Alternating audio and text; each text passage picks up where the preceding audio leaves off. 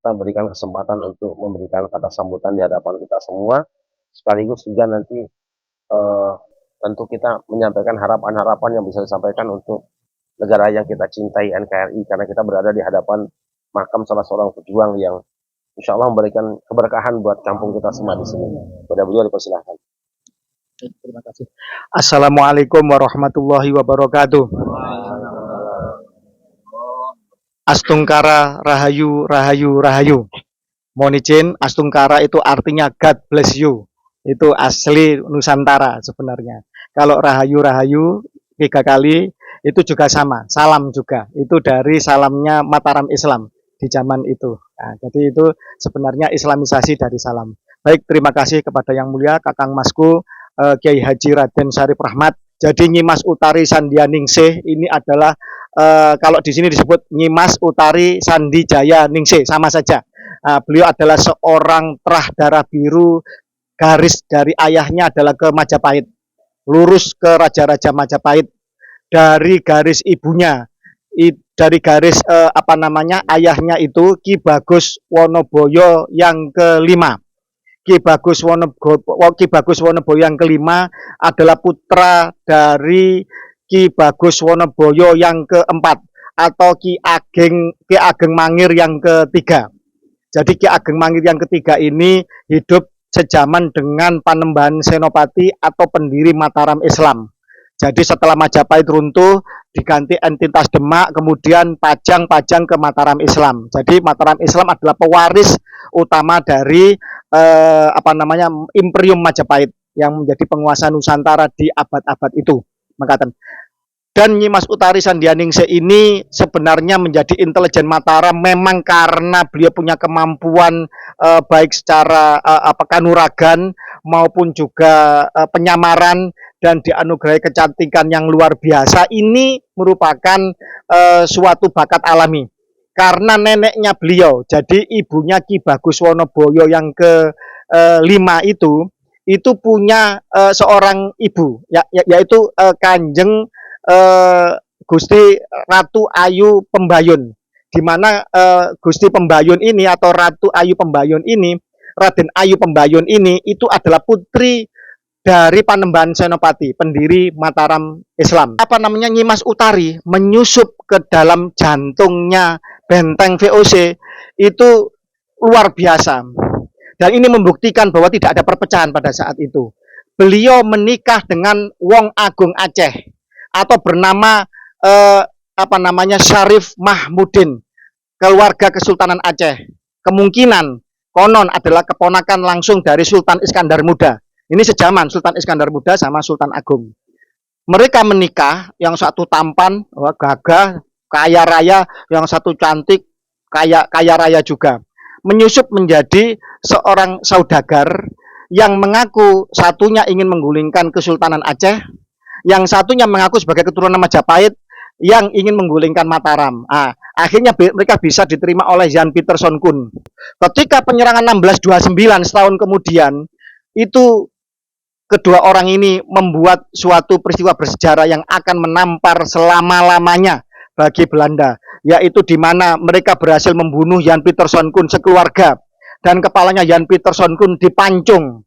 Kemudian ketika hendak melarikan diri dari benteng VOC, dihujani meriam, dan Nyimas Utari terkena serpian meriam.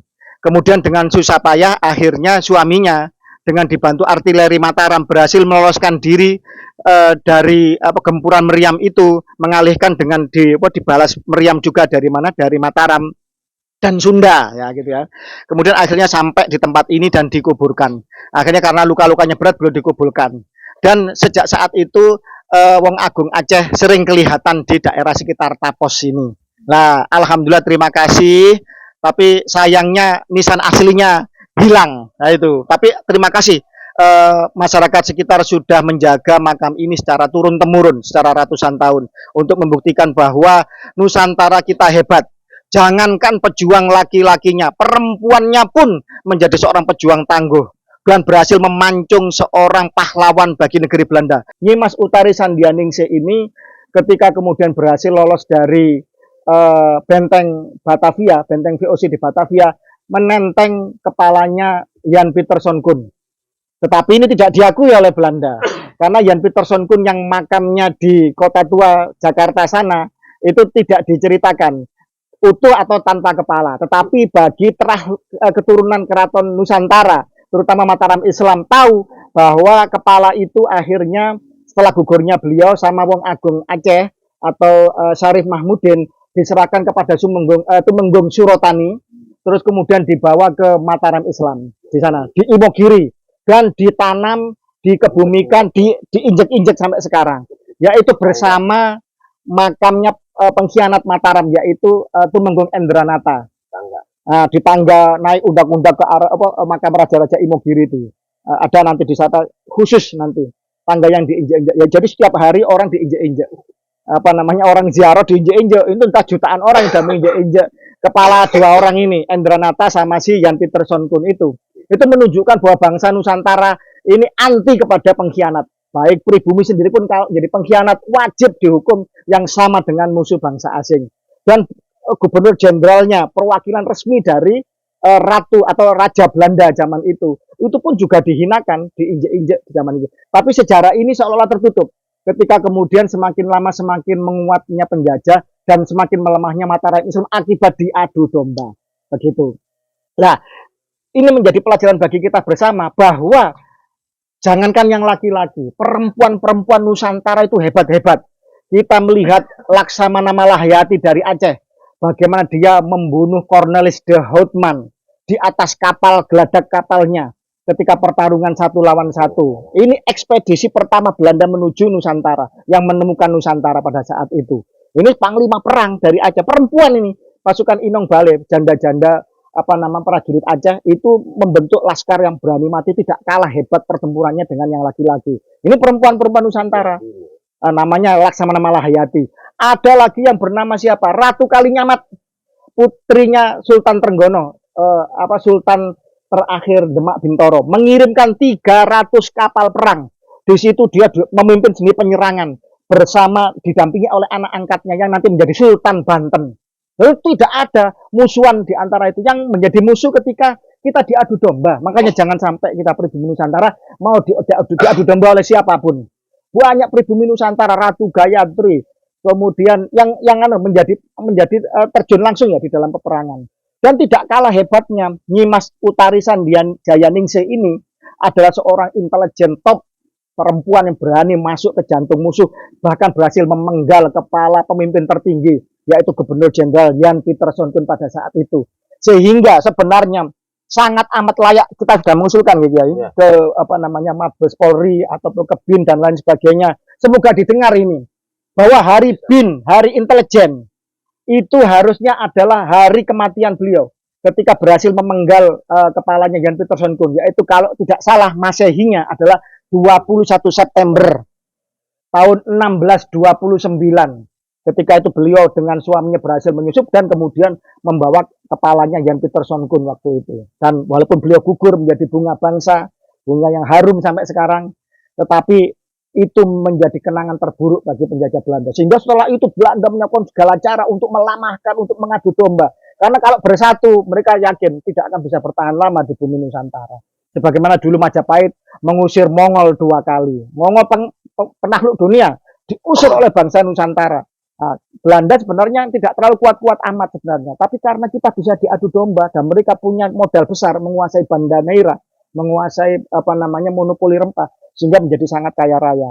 Sehingga mari kita teladani Nyimas Utarisan Jayaningsih, tidak saja bagi Trah Mataram, tetapi bagi seluruh Trah Kesultanan Nusantara pada saat itu bersatu padu bersama suaminya yang Aceh dari Aceh itu bagaimana berhasil membuktikan bahwa kalau kita bersatu, musuh apapun berhasil bisa kita kalahkan. Jadi itu yang bisa kami sampaikan. Semoga nanti dari keturunan Ki Ageng Mangir bisa menjelaskan, memberikan sepatah dua patah kata tentang makam ini dan bagaimana nanti ke depan kita harus memuliakan pahlawan-pahlawan bangsa kita. Bangsa yang besar adalah bangsa yang mengingat jasa-jasa pahlawannya. Jangan bertanya apa yang diberikan oleh negara ini kepada kita, tapi bertanyalah apa yang telah kita berikan untuk tanah air bangsa kita Nusantara ini. Itu yang patut kita jelaskan. Saya berharap kepada untuk Keraton Mataram Islam untuk memperhatikan makam Nyimas Utari Tandijayaningsih. Dan pemerintah juga saya minta tolong perhatiannya. Pahlawan bangsa. Ya, karena ini pahlawan bangsa. Dan juga seperti tadi Gus Paki jelaskan, berharap untuk jadi hari Sandi Negara atau hari intelijen tentang hari kematian almarhumah ini. Begitu saja harapan saya untuk pemerintah dan khususnya pihak keraton. Terima kasih. Assalamualaikum warahmatullahi wabarakatuh. Terima kasih atas kehadiran kita semua di sini. Ya, kami asli orang Tapos. Asli orang di sini. Ya. Intinya terima kasih, ternyata memang di sini banyak para pahlawan muslim ya yang dahulu berjuang ya melawan penjajah. Jadi kami juga sudah beberapa kali berbicara sama kawan-kawan, kita tuh ingin mengetahui sejarah. Ya, kita asing siapa Wali Mudin? Ya kalau itu kita juga sempat mengada-ngada dan sebagainya kan? Iya. Di sana ada makam Raden Kapitan, ada Raden Sukmajaya. Artinya nyambung kalau kita menjelaskan mendengar sejarah dari Gus Paki. Ya memang di Depok ini ternyata banyak para prajurit-prajurit Mataram. Saya yakin itu ketika mereka terdesak di POC sana, mereka banyak lari ke selatan. Ya, artinya nggak balik ke sana, pasti lari ke selatan. Makanya banyak makam-makam keramat yang memang gelarnya Raden dan sebagainya. Yang ada Raden Kapitan dan Sukmajaya, ya termasuk di sini dan lain sebagainya. Saya yakin itu.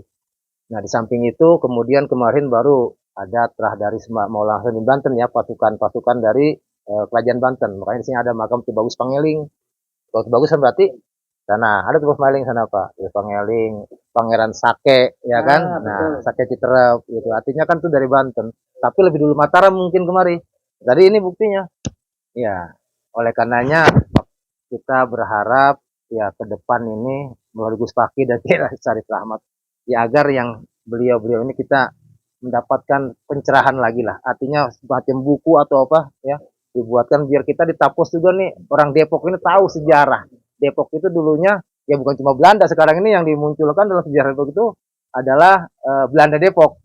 Karena ada tapi enggak cerita tentang bagaimana sejarah perjuangan masuknya Islam ke Depok ini. Ya saya yakin yang membawa ya prajurit Mataram, ya dari Banten dan sebagainya. Jadi kami sekarang di Depok ini ya pada agama Islam. Ini saya kira penting kita mengetahui leluhur kita. Oke, saya Rahmat, terima kasih.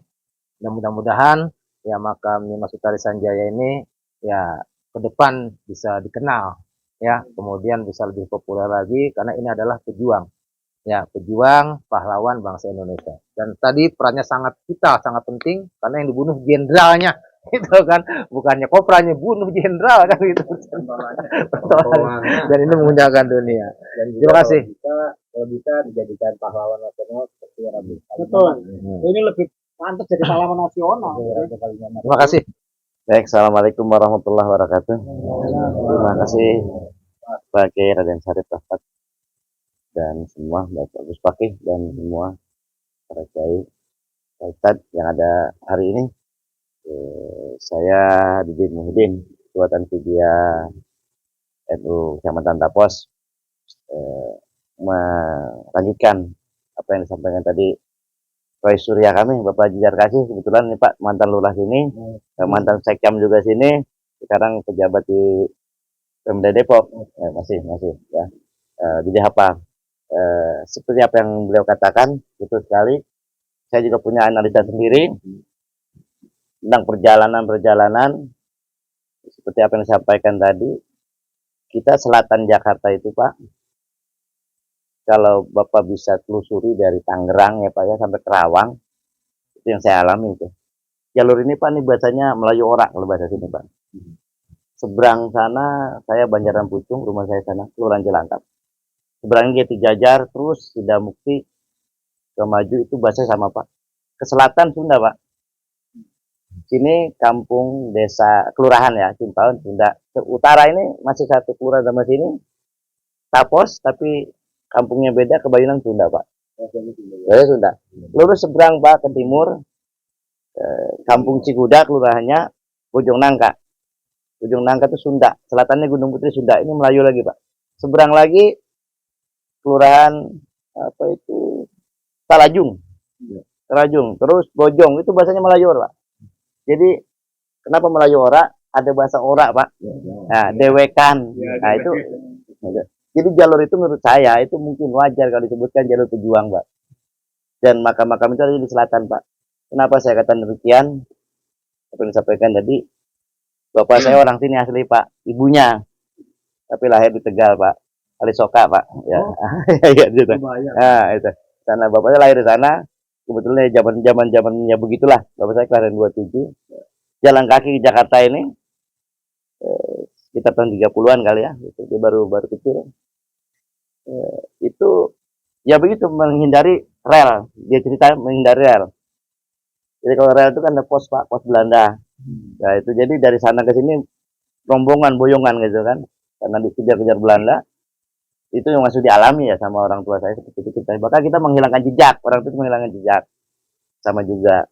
Dan ini makanya sekali terima kasih sekali dengan hal itu kita bisa bangkitkan kembali situs-situs sejarah perjuangan karena bangsa itu tidak akan terjadi tanpa ada perjuangan mereka-mereka yang tidak mendahului kita. Dan sekali lagi saya terima kasih lagi yang sebesar-besarnya pada tim pada suka yang mencari jejak ini, mengorbitkan jejak ini dalam rangka kita hormat dan menghargai jasa pahlawan. Karena saya sendiri orang sini Pak, seperti Pak Haji Jarkasi katakan, saya mungkin umur lebih tua dari beliau, ya jadi tahu sekali ini hutan ini saya dulu kalau kita mau ke apa itu ke utara nih, jadi kan seberang sini langsung Bekasi Pak, Lui Nanggung itu Sunda, seberang Lui Nanggung Jatikarya, ada juga di situ Pangeran juga di situ kan, nah, Pak Wajak apa di situ itu juga sama ada juga jalur itu semua Sunda sana semua, pohon karet semua Pak, bahkan tahun 90-an itu kita kalau kemana-mana muter harus ke Cibinong, menyeberang ke Gunung Putih Cibinong, karena memang belum ada jembatan dan semua karet. Jadi bahkan ada gedung tua yang sangat saya sayangkan tuh, ya saatnya Pak Haji Jarkasi belum jadi lurah itu udah dibongkar. Padahal itu mungkin juga walaupun itu punya Belanda, bukti sejarah Pak. Di seberangnya Pak Ustadz Hasim itu masjid Al Ikhlas itu gedung itu Pak. Di sini dulu ada orang gali sumur, tukang gali sumur waktu saya tinggal di SD itu 4 meter kedalaman, kotak itu terdapat ubin yang tebelnya hampir 10 cm. Nah itu ubin itu udah hamparan, itu berarti berapa kuburnya bangunan itu menurut saya tuanya kuburan bangunan itu. Wajar kalau di sini ada makam pahlawan, karena di sebelahnya itu ada gedung Belanda yang sangat tua, ya. Bahkan sejarah orang-orang tua dulu kalau gajian ke situ Pak, dari Cibinong sana ya ke Tapos. Makanya Tapos apa Pak Haji? Enggak, Tapos itu istilahnya Tahpos gitu kan, kata orang Sunda Tahpos. Nah, tuh ada pos gitu kan. Nah, jadi iya itu sebetulnya yang perlu digali juga mungkin ke depannya. Baik itu saja yang saya kira sampaikan. Saya sekali lagi dari pengurus Tanfidiyah NU sangat terima kasih sekali dengan seperti ini berarti kita menjaga hasanah budaya kita karena kita sebagai bangsa yang besar, bangsa yang menghargai sejarah, secara otomatis kita semua harus tahu sebelum yang jauh yang dekat. Gitu. Setelah itu mungkin kita akan sayang dengan negeri kita dan tidak mudah kita akan terhasut oleh mereka-mereka yang punya kepentingan pribadi. Itu saja dari saya. Memang kita itu bangsa yang besar, yang sudah multikultural, sudah banyak suku di sini, saling menghargai satu sama lain. Itu terima kasih dari saya. Mari kita jaga semua aset-aset ini dan sekali lagi harapan kita makam ini, sesepuh kita ini setelah ditemukan ini, marilah kita usung menjadi pahlawan nasional. Karena kita semua sebagai saksinya di sini yang hadir, ternyata di sini juga ada Gus Paki dari Terah Mataram ini mengabsahkan itu semua, berarti sudah pengakuannya. Sehingga sekarang bagaimana pemerintah mengangkat itu, atau mungkin tadi dikatakan pada Kiai Sarip tentang bagaimana Hari Sandi Negara atau Hari Intelijen Nasional, berarti ini sumber dari sumber. Karena pahlawan yang sangat besar, ada pahlawan yang seperti contoh kemarin yang sudah jadi pahlawan nasional itu 10 November. Itu pun sama. Kenapa besar? Karena menghabiskan satu pusatnya, itu jenderalnya. Ini pun sama. Kenapa? Kalau itu bisa, ini tidak. Saya kira itu. Terima kasih dari saya. Kurang lebihnya mohon maaf. Assalamualaikum warahmatullahi wabarakatuh. Jika kita menelusuri nama-nama daerah di Jabotabek ini, akan menemukan bukti bahwa ada jaringan perjuangan yang membentang antara Mataram dan Jakarta dan Banten, sepanjang Pulau Jawa lah. Sampai di Jakarta itu ada daerah namanya Matraman.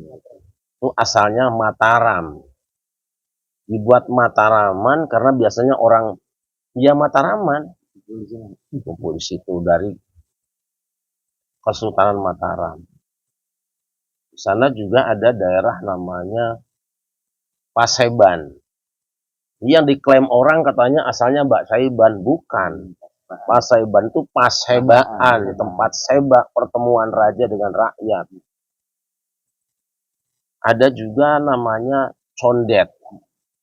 Condet itu asalnya nama salah seorang putra kandung Pangeran Diponegoro.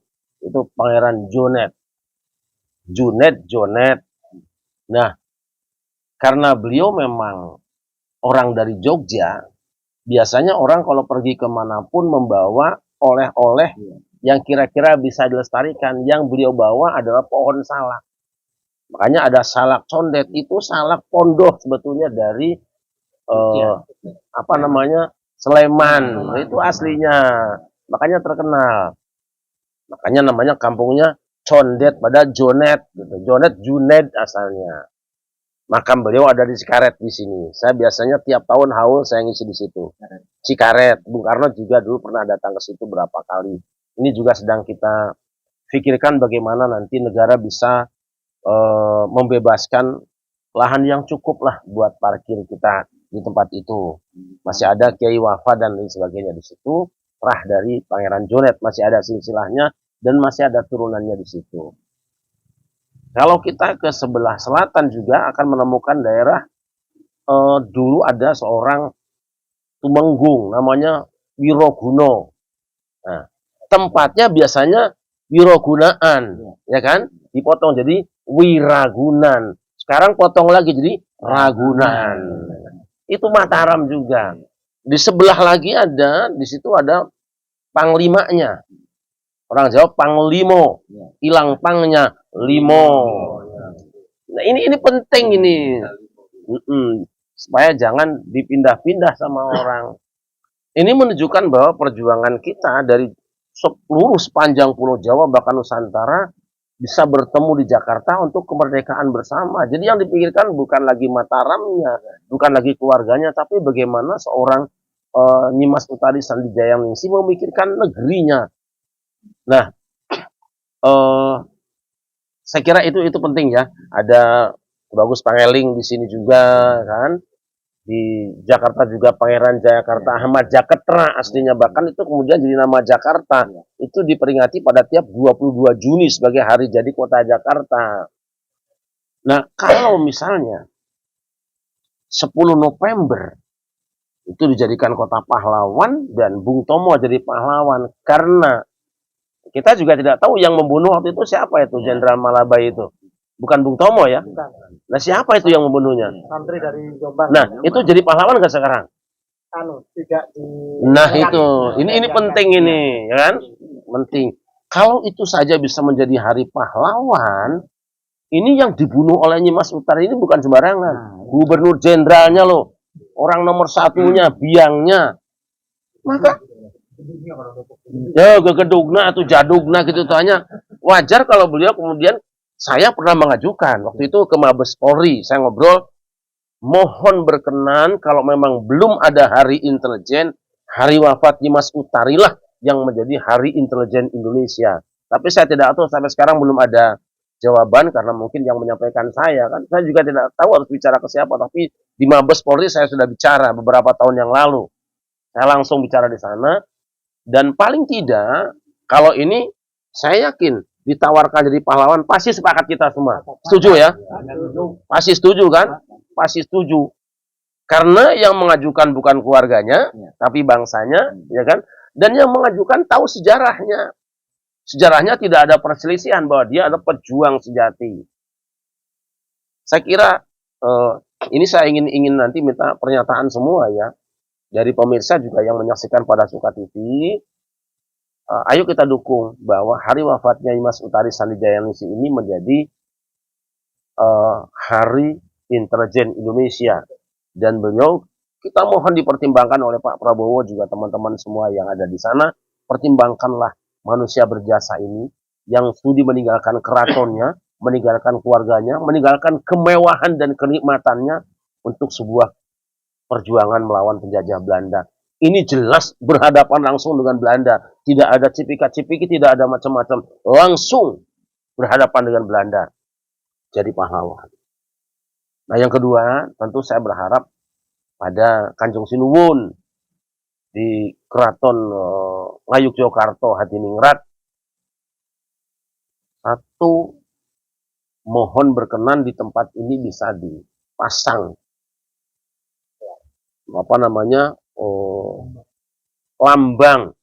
lambang Keraton Mataram Ngayogyakarta, sekaligus juga dibuatkan plakat yang bagus sebagai pengakuan bahwa ini memang beliau kerabat dari sana. Ditambah tentu saja kita minta negara untuk memasang juga tulisan di sini pusara Puspa Bangsa Kesuma Bangsa. Mudah-mudahan ke depan, saya tidak tahu kalau bapak-bapak yang punya tanah di sini kalau bisa diwakafkan saja, dijariahkan, mungkin akan bahagia kita semua ya. Tapi saya kira karena tanah mahal di sini takut berat, saya ingin siapa saja yang menyaksikan tayangan ini untuk mari kita bersama-sama memikirkan supaya halaman makam beliau ini bisa kita lebarkan dengan cara membebaskan beberapa ratus meter, mungkin 1000 meter di sini untuk para peziarah atau untuk upacara pada satu saat mereka datang di sini. Saya kira itu usulan kita ya.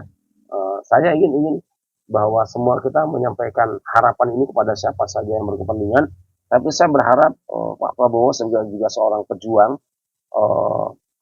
menyaksikan ini, juga teman-teman yang berkepentingan menyaksikan ini untuk mari berpikir bersama-sama bagaimana menjadikan tempat ini sebagai tempat yang dipelihara sebagai cagar budaya Indonesia, sebagai tempat seorang pahlawan. Dan syukur-syukur dalam waktu dekat beliau dianugerahi gelar pahlawan sekaligus hari wafatnya dijadikan sebagai hari intelijen Indonesia.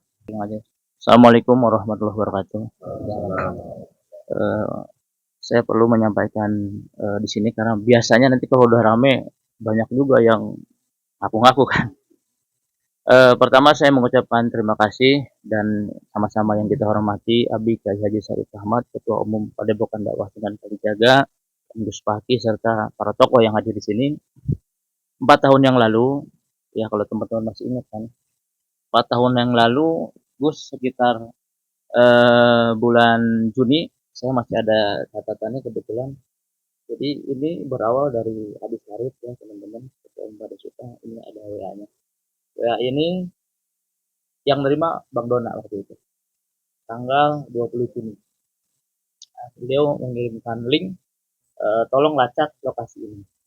Nah, saya mau cerita ada yang menarik setelah peresmian makam ini. Pertama, tanggal 20 Juni itu Bang Dona ke sini, kemudian 1 hari beliau belum ketemu dengan para tokoh waktu itu kan. Nah, kemudian akhirnya beliau menghubungi saya minta bantuan, kita kolaborasi dan ketemu Pak RT waktu itu kan, dan yang lain-lain. Juni, Juli, Agustus. Nah, saya laporkan langsung ke Abi. Beliau langsung sampaikan segera gerak dan bangun. Dan memang waktu itu ada foto-fotonya, ini tidak layak, Pak. Ini tidak layak. Kemudian kurang lebih 2 bulan lah. Dan waktu itu masih COVID, Gus. Lagi COVID. Nanti teman-teman kalau nggak percaya buka di YouTube kita. Tahun 2021 itu bayangkan lagi COVID. Nyari dana sulit ya kan. Keadaan kemana-mana pun ya serba terbatas kan.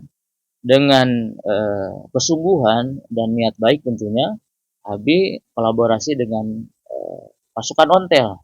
Dan kebetulan saya juga nggak apa namanya nggak sengaja pakai ontel juga kan. Saya biasa pakai baju koko, dan hari tiba-tiba pakai ontel. Nah, ini Assalamualaikum warahmatullahi wabarakatuh.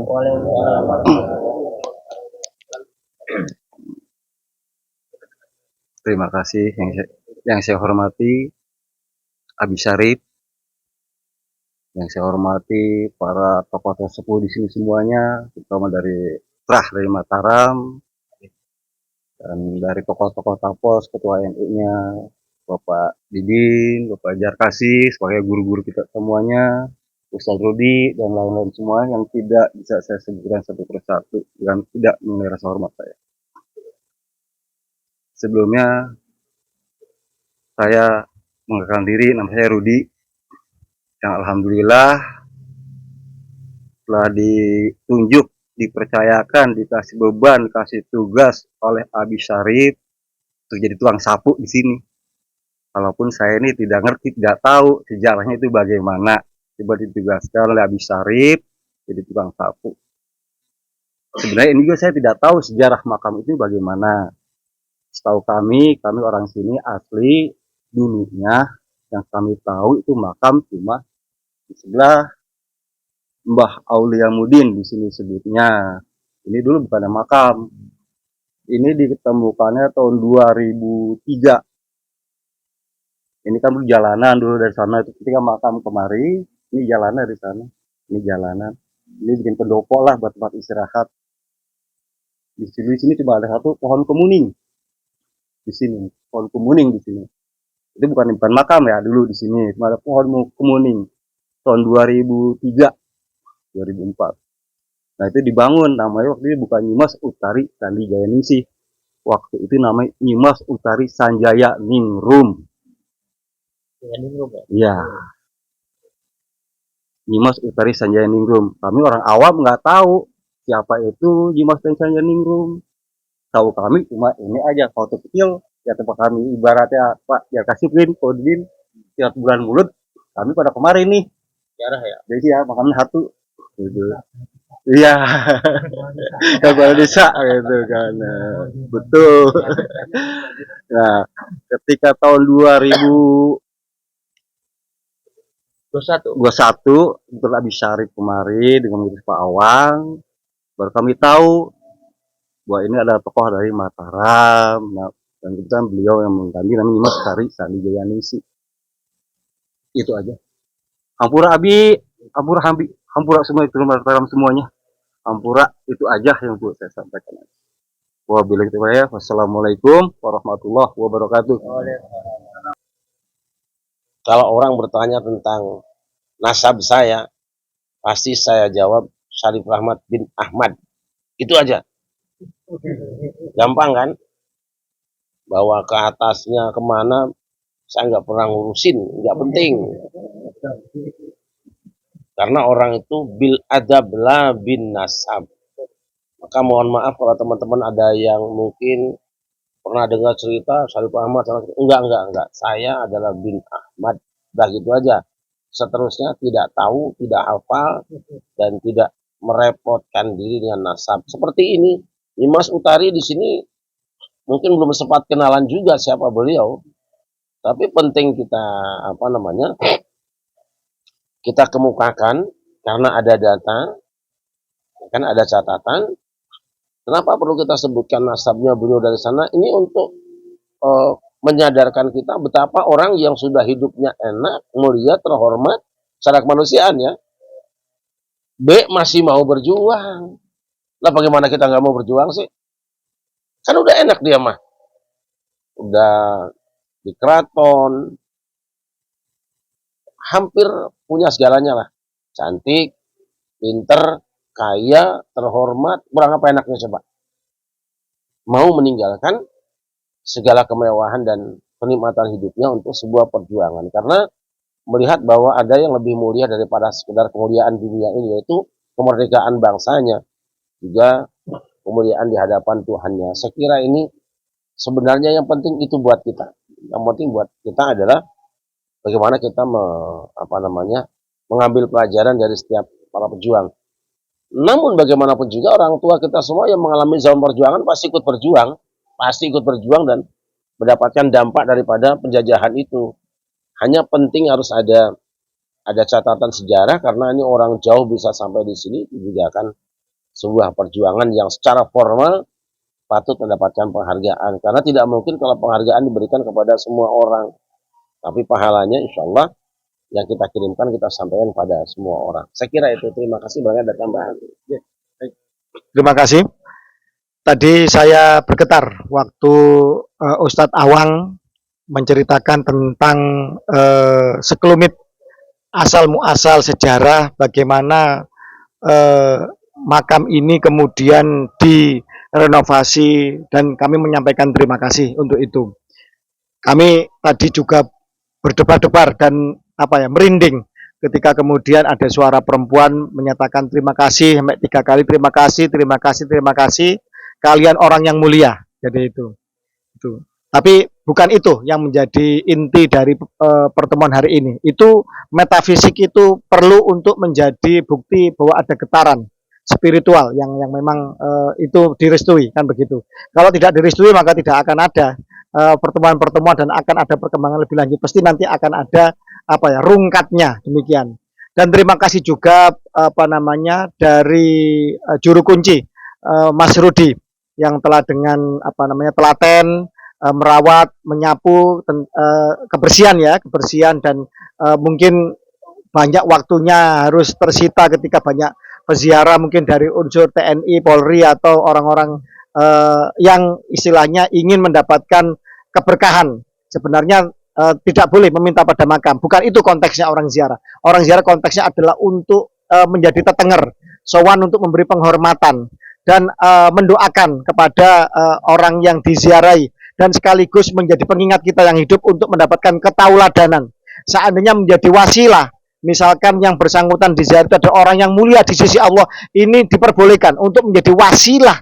Misalkan begini, wahai ya Allah, ya Rabbi, penguasa semesta alam, atas kemuliaan kecintaanmu kepada Rasulullah Muhammad SAW, kepada Syekh Abdul Qadir Jailani, sebagai wasilah, bukan yang dituju. Jadi itu dalam konsep Ahlussunnah wal Jamaah kita diizinkan. Tetapi kalau meminta pada kuburan, menyembah pada kuburan, jelas syirik ini, jelas tidak ada ajaran Islam seperti itu. Apalagi kemudian sampai makamnya dihias, dicium dan lain sebagainya. Anzilna bil fulus bibarkati ada itu jelas sesat dan syirik gitu. Mohon maaf. Jadi itu ya, tanpa bermaksud menyinggung siapapun. Dan terima kasih, memang tujuannya orang masalah nasab, tahu leluhurnya, pertama jelas mendoakan pada siapa. Yang kedua untuk silaturahmi. Kalau kita kemudian ketemu di jalan, kita ketemu saudara kita, ini bisa menjadi ajang silaturahmi. Yang terakhir adalah ketauladanan, karena Kiai Syarif berkali-kali menyampaikan tidak lelahnya bahwa wahai mereka-mereka, ingatlah kalau anaknya kambing pasti mengembek, anaknya anjing akan menggonggong, anaknya ayam akan berkokok. Untuk itulah kemudian ketauladanan ini penting. Jadi seorang Nyimas Utari Sandianingsih memberikan ketauladanan yang luar biasa. Nanti untuk keraton-keraton Mataram Islam yang mendengar, yang melihat unggahan di channel YouTube Pada Suka TV ini, Pada Suka TV yang asli ya, asuhan Kiai Haji Raden Syarif Rahmat, nanti bisa untuk kita berbicara lebih lanjut nanti. Mungkin Kiai Syarif dengan sahabatnya Gusti Mung, saya dengan Sinun Pakubuwono ke-13, kami mungkin karena juga masih keluarga Jogja, kami nanti akan sowan ke Keraton Jogja, yang dari Pakualaman ke Pakualaman, yang Mangkunegaran, kita nanti bersama-sama untuk memakmurkan, memuliakan pahlawan bangsa ini. Dan ini juga menjadi pengingat bahwa Bhinneka Tunggal Ika itu ada berabad-abad sepanjang sejarah Nusantara, Bu. Terima kasih atas semuanya. Semoga ini menjadi hal yang penting dan bersejarah pada malam hari ini. Yeah. Hal lain yang perlu kita renungkan juga adalah bahwa kalau kita punya ikan, maka kita akan meletakkannya di tempat yang berair. Kalau kita punya kambing, kita akan melepaskannya di padang rumput supaya kambing itu hidup. Nah, Nyimas Utari ini tidak mungkin dijatuhkan oleh Allah di satu kampung, kecuali kampung itu satu memang akan diberkahi, yang kedua memang bisa dititipin, dipercaya untuk menyimpan. Ini kan tempat penyimpanan. Sebab seperti disampaikan Gus Pake tadi, kalau ketahuan ini makam siapa oleh Belanda, jadi bongkar. Sama dengan Pangeran Jakarta, Ahmad Jakatra, Pangeran Jayakarta. Itu dulu tidak boleh ketahuan. Kebetulan saya pengajian rutin di sana. Dulu sempat seminggu sebulan sekali. Ada pesan dulu, jangan sampai ada yang tahu bahwa kuburan Pangeran Jayakarta adalah ini. Seanak cucunya tidak boleh memberitahu. Setelah sekian lama, rupanya ada yang melanggar. Sudah, jangan diceritakan dampaknya. Kalau mau tahu, datang sendiri ke kuburan Pangeran Jayakarta. Apa yang terjadi ketika ada yang memberitahu ini makamnya. Tuh. Nah, itu cara Allah menyimpan di sini. Allah titipkan jasad beliau di satu daerah yang memang siap untuk merawat, memelihara, dan mengamankan. Bahwa sekian puluh tahun, sekian ratus tahun baru ketahuan, tapi kan ini cerita tidak pernah hilang. Cerita riwayat beliau tidak pernah hilang. Penunjukan daerah beliau di mana tidak pernah hilang. Dan orang sini kan tahu semua ya. Sudah tahu, cuma namanya Sandijaya Ningrum, kan itu. Iya, betul ya? Kan? Utari. Iya, Nyimas Utari Sandijaya Ningrum. Nah, ketika saya datang, cari-cari, tanya orang, ada. Tapi Sandijaya Ningrum. Iya kan? Jadi, ini jangan dikira nanti saya yang saya ronsen kuburan, enggak. Saya mencari sesuatu yang memang sudah ada, cuma beda namanya. Ningsih Ningrum. Hampir sama artinya. Sama sih. Sama dengan Wongso Joyo. Datang ke Banten, Wangsa Jaya. Ini penting ya. Jadi saya datang ke sini waktu itu mencari satu tempat, Nyimas Utari Sandijaya Ningsih. Tidak ada, yang ada Sandijaya Ningrum. Rumah itu dia saya maksud. Kita cari ke sini ternyata ada makamnya, dan kalau riwayat dalam buku kan bahwa suaminya juga tidak jauh kuburannya. Itu siapa? Inilah itu dia. Itu yang memperkuat bahwa ini memang yang dituju oleh sejarah itu. Pohon kemuning. Itu pohon kemuning itu adalah pohon penanda sandi itu tentang pejuang-pejuang Mataram. Keturunan Diponegoro juga sama. Sama. Jadi keturunan Diponegoro itu juga sama. Selain ada tanaman di rumahnya ya, atau makamnya itu ada sawo kecik, ada juga pohon kemuning. Jadi kalau di sini ada pohon kemuning, ini hampir bisa dikatakan itu adalah sandinya. Sandi mutlak itu adalah dari keturunan Mataram Islam. Jadi semacam itu. Ini saya yakin kalau ini dites karbon atau dites uji tentang umur pohon ini, saya yakin ini sekitar 1600-an pohon sebesar ini ya. Mungkin dulu hanya sebagai penanda saja, tapi kemudian sekarang sudah sebesar itu. Enggak tahu berapa besarnya itu. Luar biasa itu. Oke. Baiklah, saya kira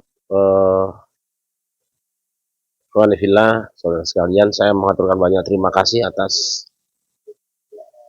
kebersamaan kita pada malam hari ini. Sekali lagi saya ingin mengulangi harapan kita semua tentunya. Saya berharap bahwa Nimas Utari Sanijayanisi ini bisa ditetapkan sebagai pahlawan juang Indonesia. Dan yang kedua, akan sangat bergembira apabila hari wafat beliau dijadikan sebagai hari intelijen Indonesia. Karena perjuangan dan pengabdian beliau untuk negeri ini sudah kita ketahui dan sangat besar sekali jasanya untuk kita semua. Saya kira itu, insya Allah lain kesempatan kita akan bertemu kembali. Saya mengulangi, saya berharap bahwa siapapun yang menyaksikan tayangan ini untuk bersama-sama memikirkan bagaimana kita bisa membebaskan lahan sekitar untuk tempat kita parkir, sekaligus juga ke depan kita bisa punya akses jalan yang bisa ditempuh kendaraan secara mudah dan nyaman. Tentu bapak-bapak kita yang di sini, terutama dari aparat ya, Pak RT, Pak RW, Pak Lurah, dan yang sangat berkepentingan itu dari MBCNU. Ayo bareng-bareng lah, sama-sama lah. Kalau beliau berjuang sampai korbankan nyawanya, mungkin kita sekedar berjuang mengumpulkan dana berapa duit sih, ya. Insya Allah akan menjadi keberkahan buat kita semua. Dan kepada Bang Rudi yang waktu itu saya minta untuk menjadi juru kunci di sini, juga para ustadz lain yang ikut memakmurkan, ya, memakmurkan dengan doa-doa di sini, membaca doa di sini, ya, ditingkatkan kesabaran, dan keikhlasan. Sekira itu saja. Pada Gus Fakih dan teman-teman semua, saya mengaturkan banyak terima kasih. Mohon maaf jika ada hal-hal yang kurang berkenan. Assalamualaikum warahmatullahi wabarakatuh. Sudah dimatikan.